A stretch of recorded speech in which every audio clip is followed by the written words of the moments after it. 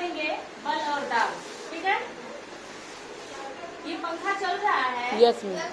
ठीक, अगर हम बहुत मजबूती से इसको पकड़े तो रोक सकते हैं ना? Yes ma'am. या किसी भी चलती हुई चीज को रोक सकते हैं या रुकी हुई चीज को हिला सकते हैं।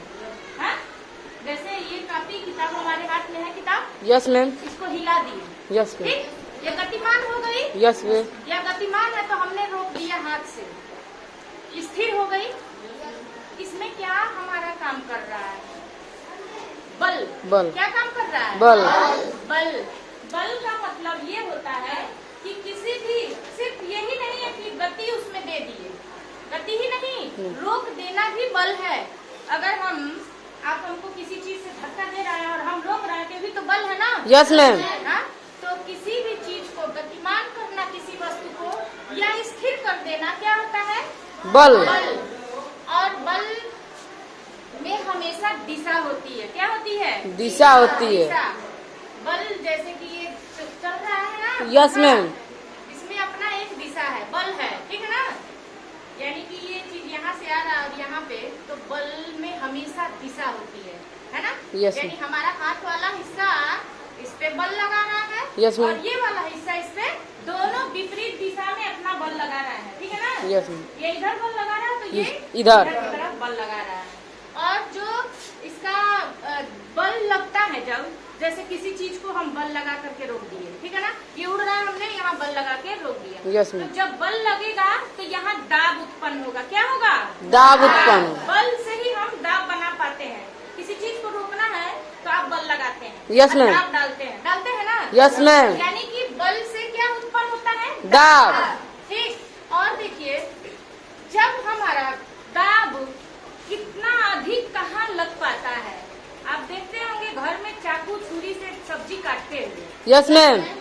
जब वो धार मोटा हो जाता है, आप देखते हैं, फिर उसको क्या करते हैं हम लोग? उस पे धार देते हैं। ऐसा क्या कारण है?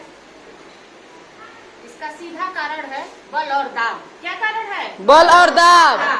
देखिए, अगर बल जब भी ज्यादा लगेगा, दाब तभी ज्यादा लगेगा जब उसका क्षेत्रफल, जहाँ से हम पकड़ रहे हैं क्षेत्रफल से, ये जितना ही क्षेत्रफल कम होगा, दाब उतना ही अधिक लगेगा। बात समझ में आ रही है?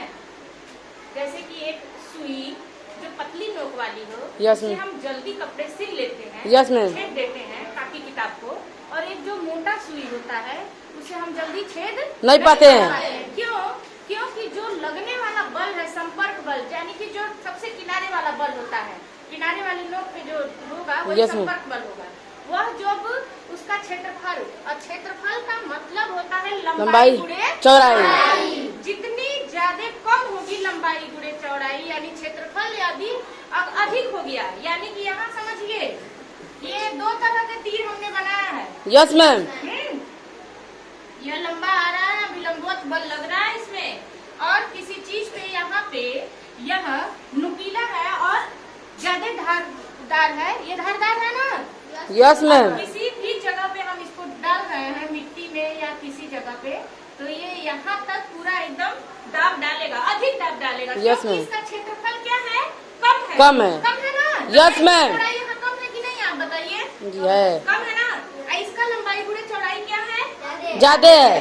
यानी कि लगने वाला जो बल या दाब है, वह जब क्षेत्रफल कम रहेगा तो दाब अधिक लगेगा। और अगर क्षेत्रफल ज्यादा है तो लगने वाला दाब क्या होगा?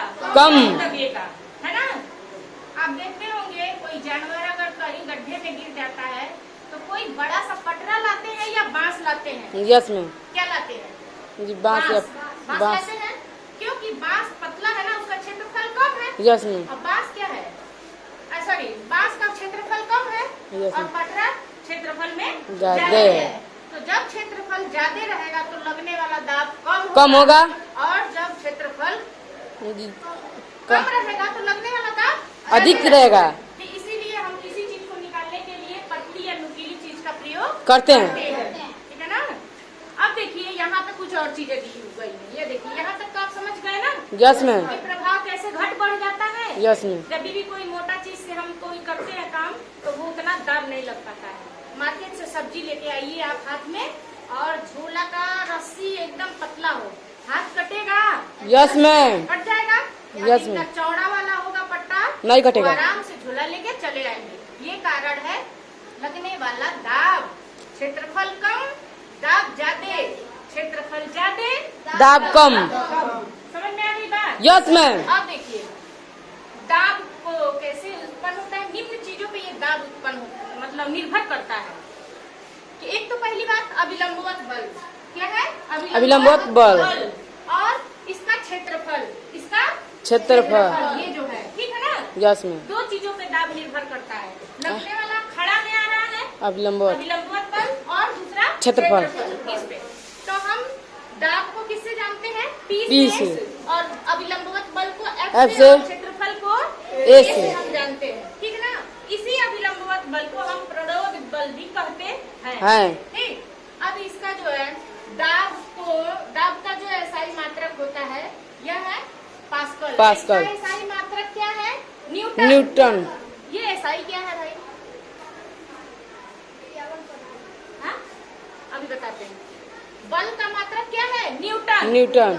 और दाब का मात्रक एसआई मात्रक पास्कल है। यस। और एमकेएस मात्रक क्या है? न्यूटन मीटर होता है। अब देखिए दो तरह का ही यहाँ पे दाब का दे दिया है ना। यस मैम, क्यों? ऐसा क्या कारण है? यहाँ दाब का मात्रक पास्कल दिया है। अगर एसआई मात्रक पूछता है तो आप पास्कल बोलेंगे, और एमकेएस मात्रक पूछता है तो आप क्या बोलेंगे? ये न्यूटन मीटर 2। ऐसा क्यों? यह देखिए, यह जो मात्रक है, किसी चीज को नापना मापना मात्रक कहलाता है, ठीक है ना। यह मात्रक हमारा क्या है? पूरी दुनिया के लिए बनाया गया है। एसआई इंटरनेशनल मात्रक है। क्या है? इंटरनेशनल मात्रक। हाँ, इसमें अक्सर वो गणितीय या किसी वैज्ञानिक या किसी शोध या इंजीनियरिंग में ये ज्यादातर प्रयोग किया जाता है। अब पूरे विश्व में यह माना जाएगा एक ही। और यह जो है एमकेएस, यह हमारा जो नॉर्मली होता है ना, किलो, मीटर, लीटर, ठीक है ना, ये इसका मात्रक इसमें निर्भर करता है। समझ में आई बात? यह मतलब एक तरह से जो लोकल समझ लीजिए, लोकल टर्म है। इसका अगर पूछेंगे तो हम न्यूटन मीटर, क्योंकि न्यूटन मीटर हम जानते ही हैं, मीटर जानते हैं ना, किलो, मीटर, लीटर, यह सब हमको पता है, यह हमारी जानकारी में है। लेकिन जो यह है एसआई मात्रक पास्कल, यह पूरी दुनिया में माना जाएगा यह, ठीक है ना। यस मैम, समझ में आ गया? यह हमेशा इंजीनियरिंग में, अभियांत्रिकी में, फैक्ट्रियों में वहाँ पे